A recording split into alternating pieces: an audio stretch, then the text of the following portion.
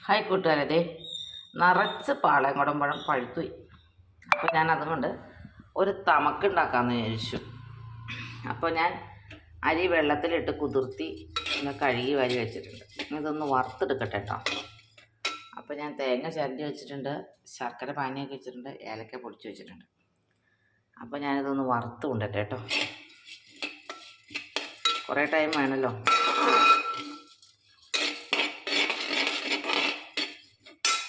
നന്നായിട്ട് വറുത്തോണ്ടിട്ട്.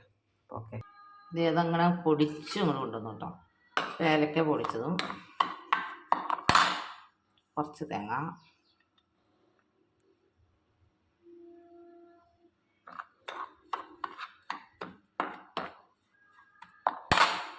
പിന്നെ ശർക്കര പാനി അല്ലാതെ മറ്റേപാട് ചേർക്കണവരുണ്ട് കേട്ടോ. എനിക്ക് ശർക്കര പാനിയായിട്ട് ചേർക്കുന്നത്. അപ്പോൾ പരിച്ച് അത് കല്ലൊക്കെ ഉണ്ടെങ്കിൽ പോയിട്ടുണ്ടാവുമല്ലോ.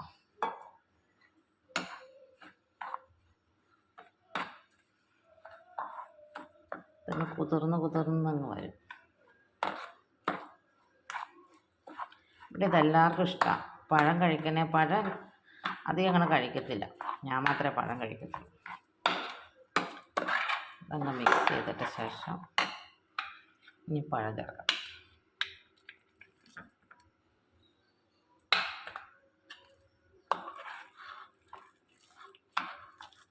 അപ്പോൾ തമക്ക് റെഡി.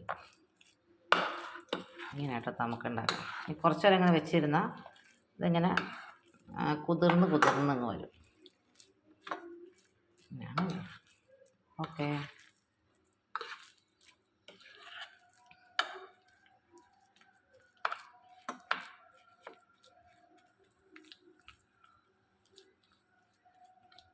കുറച്ച് സമയം വെച്ചേക്കണം ഇങ്ങനെ. അപ്പോൾ ഇങ്ങനെ കുതിർന്ന് അത് പഴം ഇതും കൂടെ മിക്സായി കുറച്ച് നേരം കഴിയുമ്പോൾ കഴിക്കും.